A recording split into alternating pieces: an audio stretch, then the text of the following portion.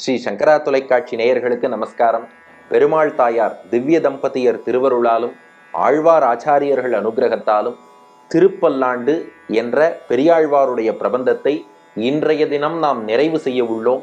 12 பாசுரங்கள் கொண்ட திருப்பல்லாண்டு என்ற பிரபந்தத்தின் நிறைவு பாசுரம் பலஸ்ருதி பாசுரம் 12வது பாசுரத்தை இன்றைய தினம் நாம் அனுபவித்து திருப்பல்லாண்டை பூர்த்தி செய்ய உள்ளோம்.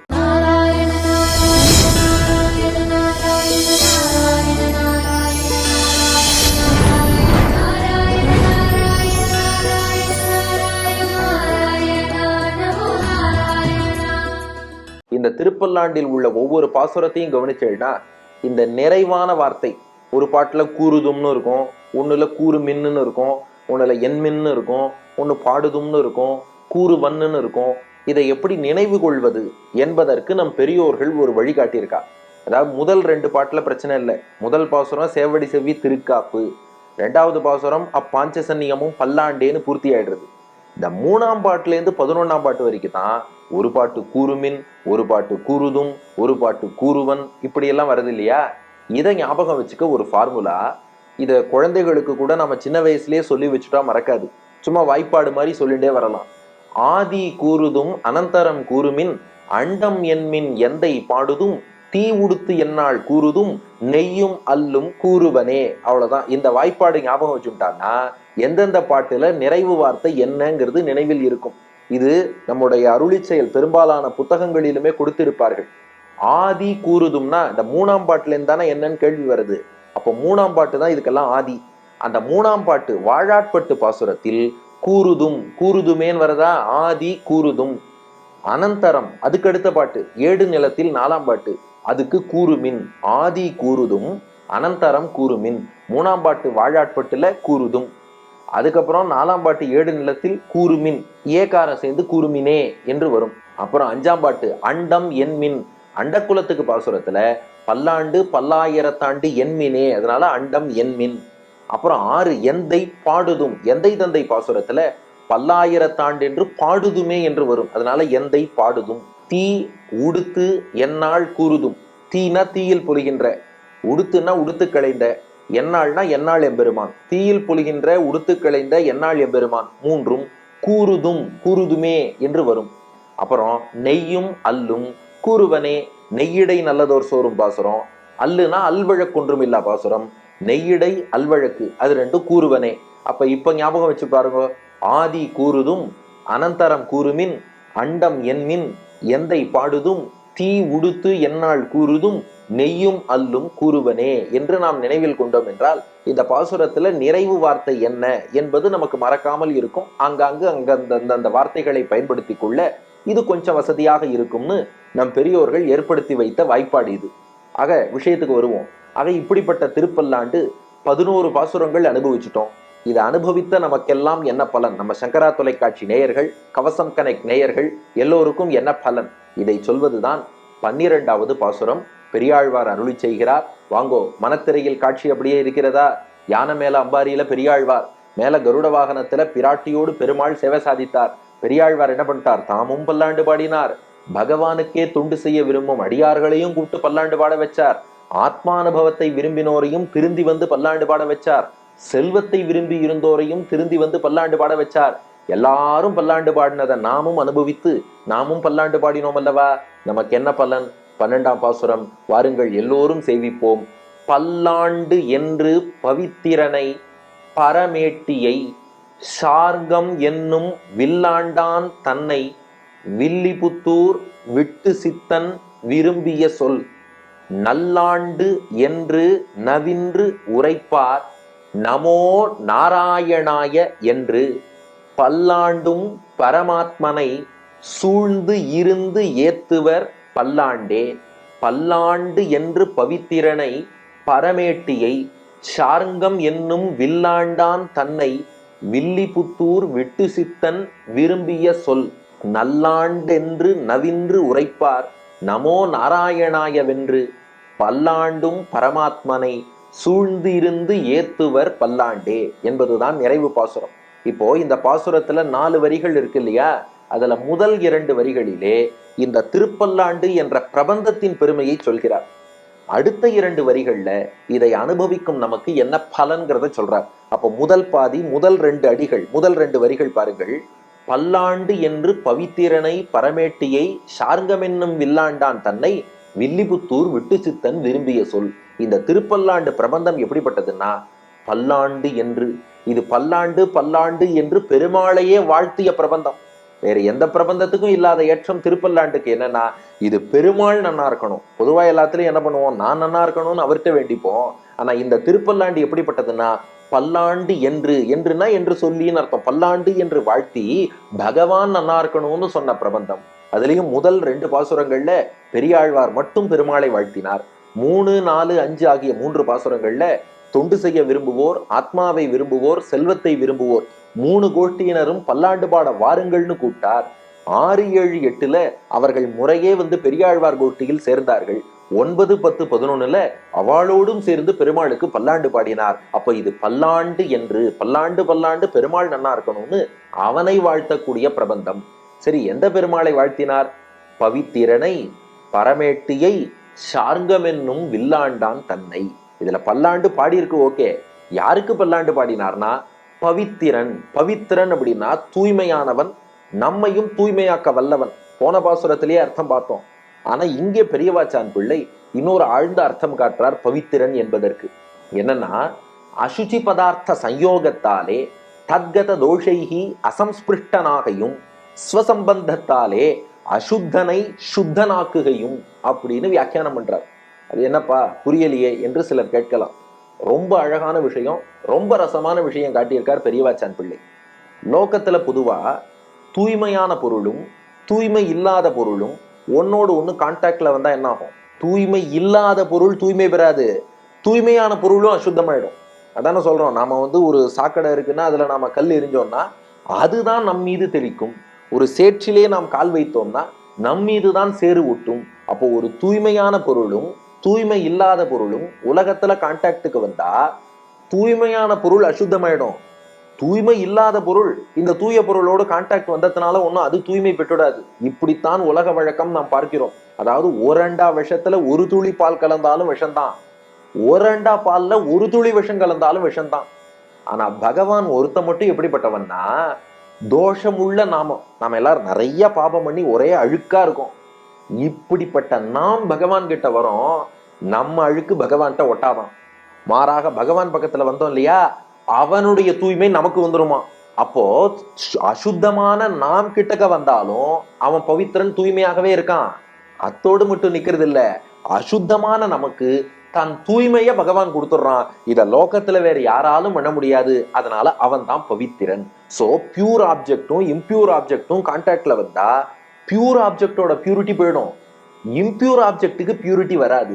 ஆனா பகவானை பொறுத்தவரை பியூரான பகவான்கிட்ட இம்பியூரான நாம போனோம்னா அவரோட பியூரிட்டி கெட்டு போகாது. மாறாக நம்ம இம்பியூரிட்டிஸ் நீங்கி நாம பியூர் ஆயிடுறோம். சோ பவித்திரனை தானும் தூய்மையாக இருந்து தன்னை அண்டும் பக்தர்களையும் தூய்மையாக்குகிறான். பரமேட்டியை, அதாவது பரமேஷ்டிங்கிற சம்ஸ்கிருத வார்த்தை தமிழ்ல பரமேட்டி என்று ஆகியிருக்கிறது. பரமேட்டி அப்படின்னா பரம்னா உயர்ந்தன்னு அர்த்தம்.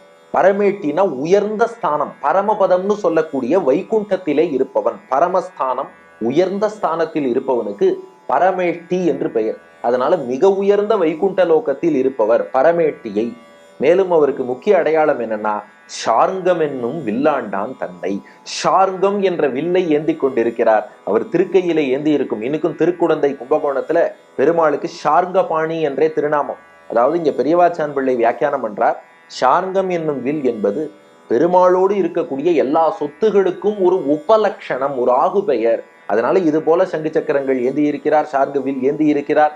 ஏன் அந்த வில்ல முக்கியமாக பெரியாழ்வார் பாடுறாருன்னா, இந்த வில் உள்ளிட்ட ஆயுதங்கள்லாம் பெருமாள் கையில இருந்தாதான் அவர் பாதுகாப்பா நன்னா இருப்பார். இந்த ஆயுதங்கள் தான் அவருக்கு ரட்சை. அதனால ஷார்ங்கம் என்னும் வில் உள்ளிட்ட ஆயுதங்களை தரித்திருப்பவர். நம்ம கண்ணுக்கு பார்க்கும்போது ஆபரணமாக அழகாக இருக்கும்படியாக ஷார்ங்கம் என்னும் வில்லாண்டான் தன்னை, ஷார்ங்க பாணியாக கையிலே ஷார்ங்க வில் ஏந்தி இருப்பவர். அப்போ பல்லாண்டு என்று பெருமாளை வாழ்த்தி பாடிய பிரபந்தம் இது. பல்லாண்டு என்று யார பாடியிருக்கோம்? பவித்திரனை பரமேட்டியை ஷார்ங்கம் என்னும் வில்லாண்டான் தன்னை. அவரும் தூய்மையானவர், நம்மை தூய்மையாக்குபவர். பரமேட்டி உயர்ந்த பரமபதம் வைகுண்டம் என்னும் ஸ்தானத்திலே இருப்பவர். ஷார்ங்கம் என்னும் வில்லாண்டான். ஷார்ங்க வில்லை கையில் ஏந்தியவர். அவரை பாடினவர் யாருன்னா வில்லிபுத்தூர் விட்டு சித்தன் விரும்பிய சொல். வில்லிபுத்தூர், ஸ்ரீவில்லிபுத்தூரை சேர்ந்த விட்டு சித்தன். பெரியாழ்வாருக்கு விஷ்ணு சித்தர் என்று திருநாமம். ஆழ்வார்கள் எப்படி தமிழை போற்றி இருக்கிறார்கள் பாருங்கள். அந்த விஷ்ணு சித்தன் என்ற அந்த சம்ஸ்கிருத பெயரை விட்டு சித்தன் என்று தமிழிலே எழுதியிருக்கிறார் பெரியாழ்வார். விஷ்ணு சித்தர் அப்படின்னா விஷ்ணுவை தன் சித்தத்தில் கொண்டவர்னு ஒரு அர்த்தம். அதை விட இன்னும் சிறப்பா விஷ்ணுவின் சித்தத்திலே இவர் இடம் பெற்றவர். ஏன்னா விஷ்ணு சித்தத்துல எப்போதும் பெரியாழ்வார் தான் இருக்கார். பெரியாழ்வாரையே நினைச்சுட்டு இருக்கார் பெருமாள். இவருடைய சித்தமும் கேட்கவே வேண்டாம். தன் சித்தத்தில் விஷ்ணுவை கொண்டவர், விஷ்ணுவின் சித்தத்தில் இவர் இடம் பிடித்தவர். அப்படிப்பட்ட விஷ்ணு சித்தர், விட்டு சித்தன், வில்லிபுத்தூரை சேர்ந்த விட்டு சித்தன் விரும்பிய சொல். இந்த திருப்பல்லாண்டு என்ற சொல், அதாவது சொற்களால் ஆன இந்த பிரபந்தம் இருக்கே, இது ரொம்ப விரும்பிய சொல். அவர் விரும்பி விரும்பி பாடினது. ஏன்னா பல்லாண்டு பாடுறதுங்கிறது சும்மா பாடணும்னு வராது. மேலோட்டமா பக்தி உள்ளவர்கள் ஏதோ வந்தோமா, கோவில்ல கை கூப்பினோம், 2 வார்த்தை சொன்னோம், பெருமாளை துதி செய்தோம், பலனை வாங்கினோம் போனோம்னு இருப்பாங்க. பெரியாழ்வார் அப்படிப்பட்டவர் அல்ல. அவர் விரும்பி அந்த காதல், பக்தி, பிரேமை உச்சத்துல இருந்தாதான் பல்லாண்டு பாடணும்னு தோணும். அதனாலதான் இது விரும்பிய சொல். இது ரொம்ப விரும்பி பெருமாள் மீது உள்ள காதலாலே பாடப்பட்டது. அப்போ பல்லாண்டு என்று பெருமாளை வாழ்த்துகிறது எந்த பெருமாளனா பவித்திரன் பரமேட்டி சார்கம் என்னும் வில்லாண்டான். பாடினவர் வில்லிபுத்தூர் விட்டு சித்தரான பெரியாழ்வார் விரும்பி காதலோடு பாடிய பாடல் இந்த திருப்பல்லாண்டு என்னும் பிரபந்தம். சரி, இத சொல்வோருக்கு என்ன பலன்? அதுதான் பாசுரத்தின் அடுத்த பகுதி. நல்லாண்டு என்று நவின்று உரைப்பார். இத சொல்லும் போது எப்படி சொல்லணுமா, நல் ஆண்டு என்று. இந்த இடத்துல ஆண்டுன்னா வருஷம்னு அர்த்தம் இல்ல, காலம்னு அர்த்தம். நல் ஆண்டு என்றுனா நல்ல காலம் என்று சொல்லணுமா. ஏன்னா சில பேர் என்ன பண்ணுவா, எது பண்றதுக்கா இருந்தாலும் நாள் பாப்பா. திருப்பல்லாண்டு பாடுறதுக்கு அந்த மாதிரி நாள் பாத்துறாதீங்கோ, நல்ல காலம்னு சொல்லுங்க. நீங்க எந்த காலத்துல திருப்பல்லாண்டு சொன்னாலும் அது நல்ல காலம் தான். ஏன்னா பெருமாளுக்கு பல்லாண்டு பாடுறதுக்கு என்னைக்கு பல்லாண்டு பாடணும் நாள் பார்க்க வேண்டாம். இன்னைக்கு நீங்கள் அனுபவிக்கிறீர்கள் என்றால் கார்த்தால எழுந்து 6 மணிக்கு கவசம் கனெக்டை ஓபன் பண்றோம், திருப்பல்லாண்டு தெரியறதா, அப்படியே அனுபவிச்சுடுங்கோ நல்ல காலம் என்று. அதனால என்னைக்கு நாம பெருமாளுக்கு பல்லாண்டு பாடுறோமோ அதுதான் நல்ல காலம். அதனால இதுக்கு எல்லா நாளுமே நல்ல நாள் தான், எல்லா நேரமும் நல்ல நேரம் தான். அதனால நல்லாண்டு என்று, இது நல்ல நாள் நல்ல காலம் என்று நவின்று உரைப்பார். உரைப்பார்னா சொல்பவர்கள்னு அர்த்தம். நவின்று உரைப்பார்னா என்னன்னா பெரியவாச்சான் பிள்ளை வியாக்கியானம் பண்றார். இங்க நவின்றுனா இடைவிடாதுன்னு பொருள் கொள்ள வேண்டும். அப்ப நவின்று உரைப்பார்னா எப்போதும் சொல்லணும். சரி, சொன்ன காலம் நல்ல காலங்கிறதுனால சொல்லிட்டு நிறுத்தாதீங்கோ.